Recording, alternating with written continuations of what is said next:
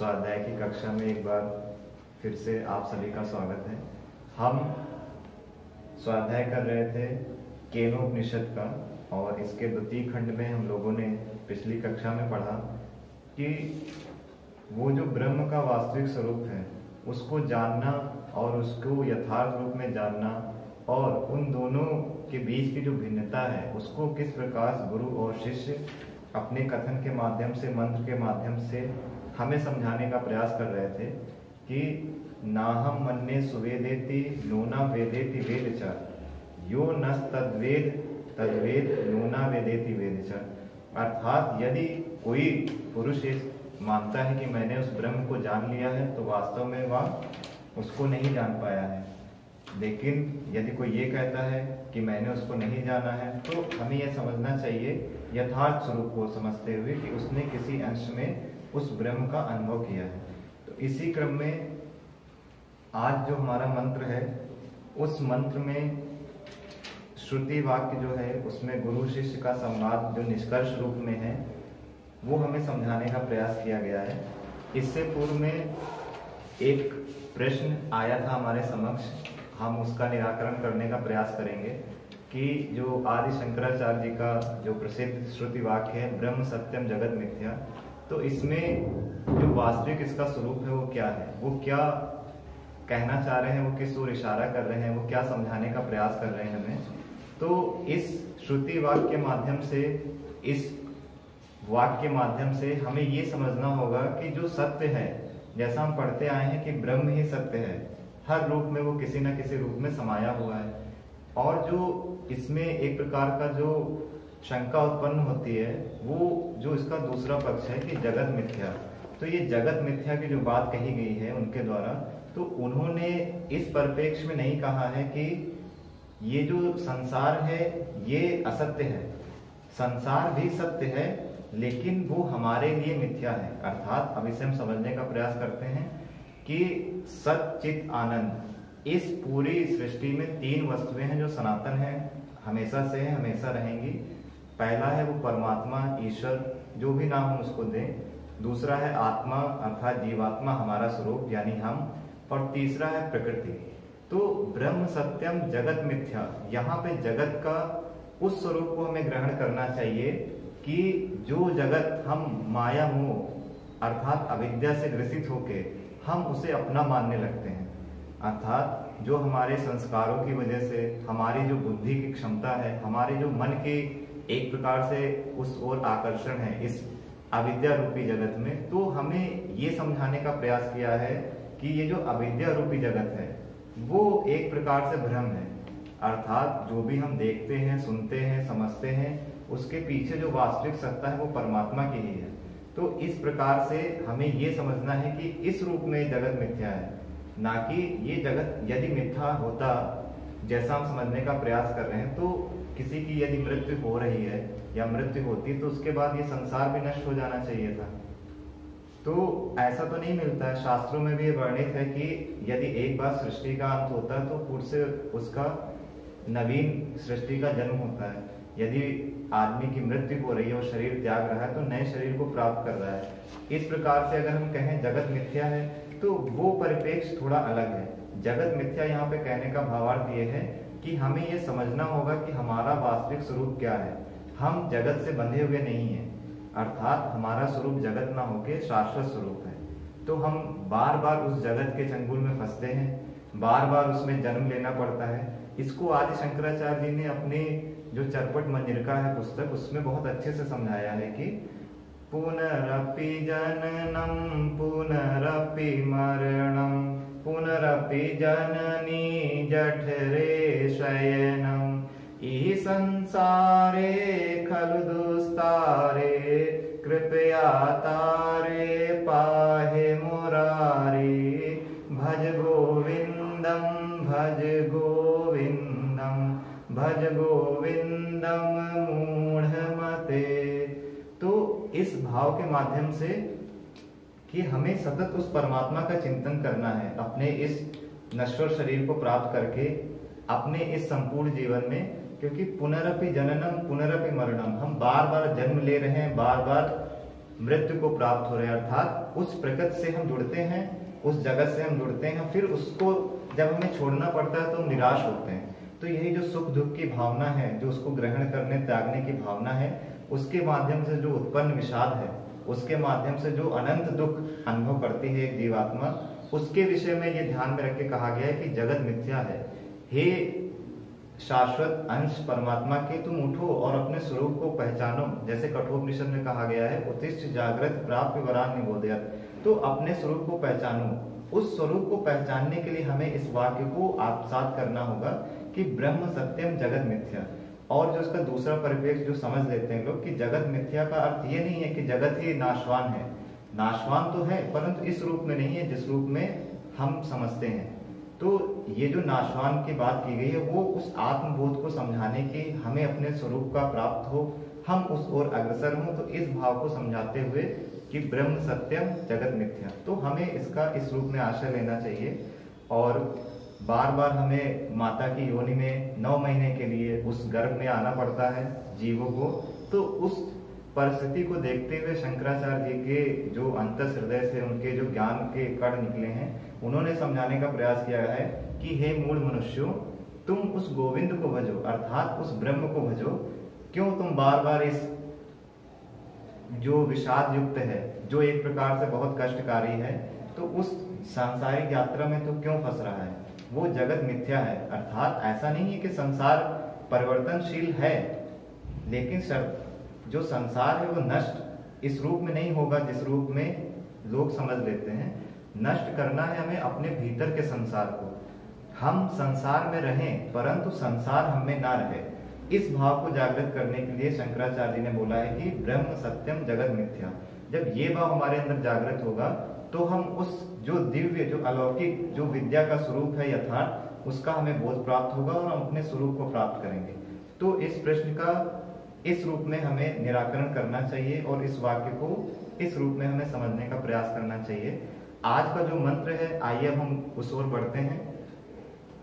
केनोपनिषद का ये द्वितीय खंड का तीसरा मंत्र है आज। इसमें यह बताया जाएगा कि जो उस परब्रह्म परमात्मा का साक्षात्कार कर लेते हैं और जो उसका वास्तविक स्वरूप है उसको जानकर उस पुरुष की क्या स्थिति होती है और उसको किस प्रकार के अनुभव प्राप्त होते हैं, उसके विषय में हम चर्चा करेंगे विस्तार से। आइए एक बार इसका उच्चारण करते हैं।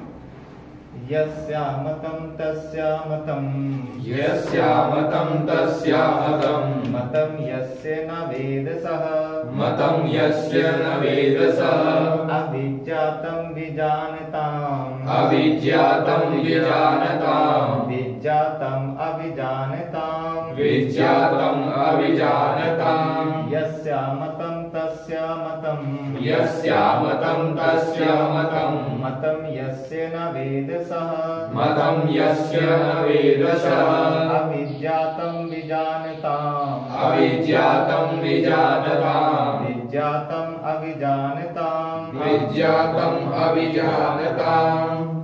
तो इस मंत्र के माध्यम से वो जो गूढ़ दृष्टि है जो हमारे ऋषियों ने, महर्षियों ने, ब्रह्म ऋषियों ने हमें प्रदान करने का प्रयास किया है, वह किस रूप में हमें ये बात को बताना चाह रहे हैं। आइए इसको हम लोग समझते हैं इस व्याख्या के माध्यम से जो इस पुस्तक में दी हुई है। जो महापुरुष परब्रह्म परमेश्वर का साक्षात कर लेते हैं उनमें किंचित मात्र भी ऐसा अभिमान नहीं रह जाता है कि हमने परमेश्वर को जान लिया है। जैसा हमने पिछले ईशोपनिषद की कक्षाओं में पढ़ रहे थे कि हमें अहंकार का त्याग करना है, अनासक्त भाव को अपनाना है, उस निरअहंकारिता को अपनाना है, तभी हम अपने सच्चे स्वरूप को प्राप्त होंगे। उसी बात को यहाँ कहा है कि यदि वास्तव में कोई परमात्मा के मार्ग में चल रहा है, उस मार्ग में सच्चे मन से यदि आगे बढ़ रहा है, तो उसकी प्रगति का मूल हम इसी रूप में जान सकते हैं कि उसमें अहंकार का कितना एक प्रकार से विलय हो गया, अर्थात उसमें अहंकार का नष्ट होना शुरू हुआ कि नहीं हुआ, या सिर्फ उसने अहंकार को और कहीं बढ़ा तो नहीं दिया उस साधक के मार्ग में, या वो जो अहंकार का रूप है कहीं उसमें तो वृद्धि नहीं हो गई। तो इस रूप में बता रहे हैं कि महापुरुष परब्रह्म का साक्षात कर लेते हैं, वे महापुरुष किंचित मात्र भी ऐसा अभिमान नहीं करते कि हमने परमेश्वर को जान लिया है। पहली जो शर्त है वो यही है कि हमें निरअहंकारिता का आधान हो। आगे कह रहे हैं कि वे परमात्मा अनंत असीम महिमा महावर्ण में निमग्न हुए यही समझते हैं कि परमात्मा स्वयं ही अपने को जानते हैं। वे महापुरुष जिन्होंने उनका अनुभव किया है, परंतु फिर भी वो उतना अनुभव के बाद भी जानते हैं कि मैं तो कुछ नहीं जान पाया हूँ, वो परमात्मा ही सर्वे सर्वा है, वे ही अपने आप को स्वयं से जान सकते हैं। अब उन्हीं की कृपा से मैं उनको जान पाया हूँ और उन्हीं की कृपा से मैं आगे भी उनका जो भी अनुभव हमें प्रदान करेंगे उनका मैं आस्वादन करूंगा। दूसरा कोई भी ऐसा नहीं है जो उनका पार पा सके, अर्थात यहाँ पे परमात्मा की सर्वशक्तिमान और उनकी जो महिमा है, शाश्वत महिमा का यहाँ पे बोध कराया गया है कि वो जो परमात्मा है उससे बड़ी शक्ति इस ब्रह्मांड में और कोई नहीं है, इस पृथ्वी पे और कोई नहीं है। हम में, हमारे प्राणों में वो सब जगह रमा हुआ है और हमें उस पर विश्वास करके ही चलना चाहिए। हम विश्वास करें या ना करें, परंतु वो शक्ति तो है ही। जैसे हमने पिछली कक्षा में बात की कि जब हम अणुओं के आज के वैज्ञानिक अध्ययन के अनुसार पढ़ते हैं कि एटम होता है, फिर इसके इलेक्ट्रॉन, प्रोटॉन, न्यूट्रॉन, परंतु जो उसको मूल रूप में गति देने वाली शक्ति है उस ओर हमारा ध्यान नहीं जाता, क्योंकि ये भौतिकतावादी जो भी आजकल परिवेश बना हुआ है, तो उसके बनने से परमात्मा की सत्ता का कहीं भी वो विलोप नहीं होगा। वो सत्ता तो सतत है, शाश्वत है। वहीं दूसरी हम शरीर का एक उदाहरण लें, आजकल दुनिया के बड़े बड़े डॉक्टर्स सब कुछ शरीर पे बहुत शोध कार्य अध्ययन चल रहा है, परंतु वो सिर्फ उसका जो भौतिक स्वरूप है वहीं तक पहुंच पाए। वे ये नहीं समझ पाए कि हृदय के भीतर जो प्राण चल रहे हैं वो क्या है, वो कौन सा स्रोत है, जो हमारे मन में विचार शक्ति है उसके पीछे का स्रोत क्या है, वहां का क्या प्रभाव पड़ता है हमारे शरीर पे, हमारे विचारों और हमारे शरीर के बीच का संबंध क्या है, हमारे जो पेट में विभिन्न प्रकार की गतिविधियां हो रही हैं उधर क्षेत्र में, और शरीरगत जितनी भी गतिविधियां हैं उनको क्रियान्वित करने वाला कौन है। वो सिर्फ भौतिक रूप से हमारा एक प्रकार से मनुष्यों का इलाज करने में अयथार्थ रूप से सक्षम है। और हमारे देश का, पूरे विश्व का एक दुर्भाग्य ये भी है कि जितने लोग दवा ना मिलने की वजह से मरते हैं, उससे कहीं ज्यादा लोग दवा अर्थात उचित दवा ना मिलने की वजह से मरते हैं। क्योंकि दुनिया को जो सबसे बड़ा डॉक्टर है परमात्मा ने हमारे शरीर के रूप में दिया है। हम स्वयं अपने उद्धारक हैं। हम अपने शरीर को, अपने मन को, अपने आत्मा को, अपने बुद्धि को उन्नति के मार्ग पे चाहे तो चला सकते हैं। दूसरा कोई हमारे लिए कार्य करने में सक्षम नहीं है यदि हम स्वयं ना चाहें। यदि हम स्वयं ना चाहें कि मुझे भोजन नहीं ग्रहण करना है, तो दुनिया की कौन सी शक्ति आपको भोजन करा सकती है। यदि आपने ठान लिया कि मुझे भोजन ग्रहण करना है, तो आप किसी न किसी रूप में उसको प्राप्त कर लेंगे। यही जीवन के बड़े लक्ष्य में भी होता है। तो इस मंत्र में आगे बता रहे हैं कि असीम सीमा का ससीम कैसे पता पा सकता है, अतएव जो यह मानता है कि मैंने ब्रह्म को जान लिया है, मैं ज्ञानी हूँ, परमेश्वर मेरे ज्ञेय हैं, वह वस्तुतः सर्वथा ब्रह्म में है। यदि आप किसी से पूछो, एक बहुत ही अच्छा प्रसंग है स्वामी विवेकानंद जी के जीवन से जुड़ा हुआ, वो इसी प्रश्न को लेके कि मुझे ब्रह्म के दर्शन करने हैं, मुझे अपने स्वरूप को जानना है, वो अपनी युवावस्था में विभिन्न महापुरुषों के संपर्क में आए। तो उन्होंने उनसे सीधा प्रश्न किया कि उसमें राजा राम मोहन राय का प्रसंग आता है कि उस समय वो ब्रह्म समाज के संचालक थे। तो स्वामी विवेकानंद जी ने उनसे सीधा प्रश्न किया कि क्या आपने ईश्वर को देखा है। तो वो जो राजा राम मोहन राय जी थे, उन्होंने सिर्फ मुस्कुरा के वहीं कोई उत्तर न दिया। उन्होंने सिर्फ इतना कहा कि तुम्हारी जो आंखें हैं, आपके जो नेत्र हैं, वो योगियों के समान हैं। तो इससे हमें यह समझना है कि मैंने ज्ञानी हूं, परमेश्वर मेरे ज्ञेय हैं, वह वस्तुतः सर्वथा ब्रह्म में है। क्योंकि ब्रह्म इस प्रकार ज्ञान का विषय नहीं है, परंतु कुछ महापुरुष ऐसे भी हैं जो अनुभव से उसका हमें ज्ञान कराते हैं। वही स्वामी विवेकानंद जी जब रामकृष्ण परमहंस जी के पास गए, उन्होंने वही प्रश्न रखा, क्या आपने ईश्वर को देखा है।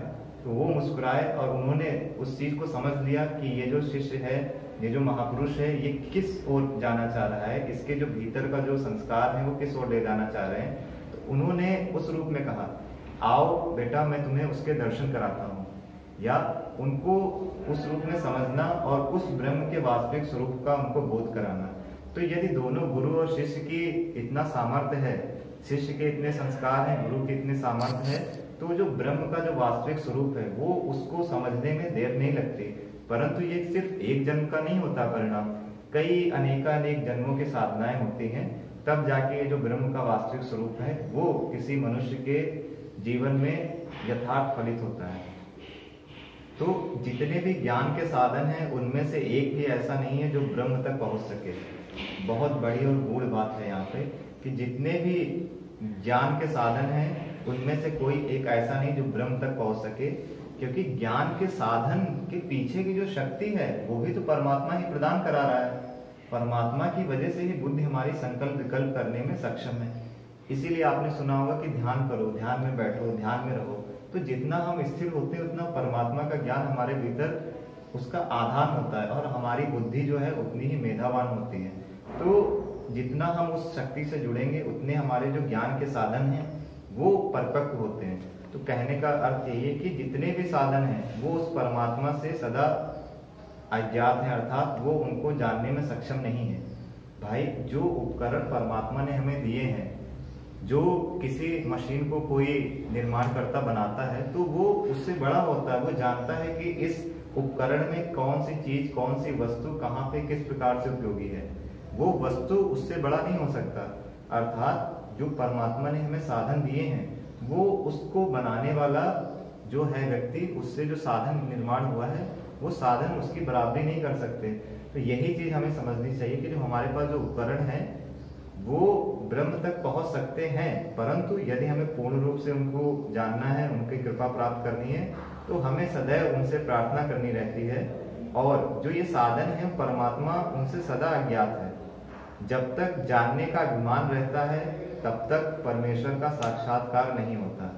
इस मंत्र में जो मुख्य जो बिंदु है जिस पर हमारा ध्यान दिलाया गया वो ये है कि अहंकार और निरअहंकारिता। जब तक मनुष्य में अभिमान रहेगा कि मैंने परमेश्वर को जान लिया है अभिमानवश, और कुछ महापुरुष हैं जो उसका अनुभव भी करते हैं परंतु वो उसको दूसरे रूप में, संकेत के रूप में व्यक्त करते हैं। जैसा हमने पिछले मंत्र में पढ़ा, यदि कोई मनुष्य ऐसा कहता है कि परमेश्वर तो मेरे ज्ञेय हैं, मैं तो उनको जानता हूं और वह सच, तो ऐसा व्यक्ति वस्तुतः सर्वथा भ्रम में है। वो वास्तव में जानने का सिर्फ आडंबर कर रहा है, ढोंग कर रहा है, पाखंड कर रहा है। जब तक जानने का अभिमान किसी व्यक्ति में, मनुष्य में व्याप्त है तब तक वो परमात्मा उससे दूर है। इसीलिए कहा गया है कि जितने हम सहज सरल होंगे उतना हमारा वो जो आध्यात्मिक मार्ग है उतना उन्नत होगा। हमें यदि यस्तु सर्वाणि भूतानि आत्मन्येवानुपश्यति की यदि दृष्टि उत्पन्न करनी है तो उसलिए हमें अहंकार को त्यागना होगा।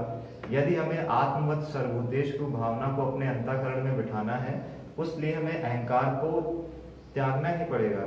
तो उसी अहंकार को त्यागे बिना और उस ज्ञान के अहंकार को त्यागे बिना हम उस ब्रह्म का साक्षात्कार नहीं कर सकते।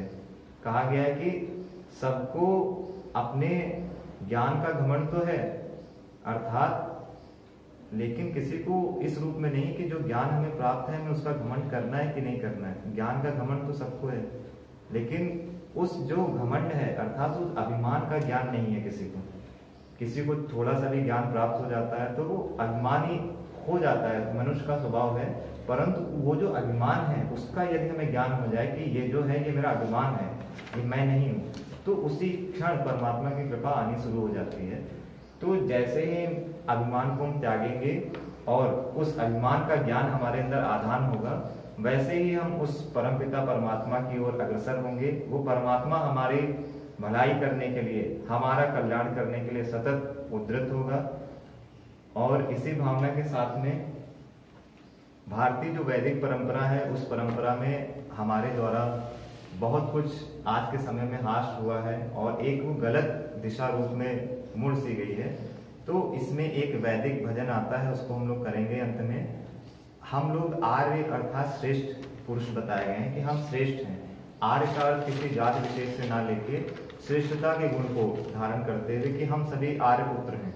विभिन्न प्रकार की जो फिलॉसफी है, दर्शन है, उसमें अलग प्रकार से उसमें एक प्रकार से विध्वंस विवाद के उत्पन्न किए जा रहे हैं देश में, पूरे विश्व में। तो आइए हम अपने आर्य होने का गौरव करें और सभी लोग जो आर्य हैं उसमें आर्यता अर्थात श्रेष्ठता का भाव हो। इसी भावना के साथ उस भगवान से प्रार्थना करते हैं उस भजन के माध्यम से। बहुत ही प्रचलित भजन है, आइए प्रार्थना करते हैं उस परमपिता परमात्मा से कि हमारे देश को वो शक्ति दे, हमारे राष्ट्र को शक्ति दे, हमारे राष्ट्र में निवास करने वाले उन सभी श्रेष्ठ आत्माओं में वह शक्ति प्रदान करे। भगवान आर्यों को ऐसी लगन लगा दे, भगवान आर्यों को ऐसी लगन लगा दे, देश और धर्म के खातिर, देश और धर्म के खातिर जीना इन्हें सिखा दे, भगवान आर्यों को। फिर राम कृष्ण निकले घर घर गली गली से, फिर राम कृष्ण निकले घर घर गली गली से, गौतम कणाद जैमिनी ऋषिवर पतंजलि से, ऋषिवर पतंजलि से। फिर से कोई दयानंद, फिर से कोई दयानंद जैसा ऋषि दिखा दे, भगवान आर्यों को ऐसी लगन लगा दे, भगवान आर्यों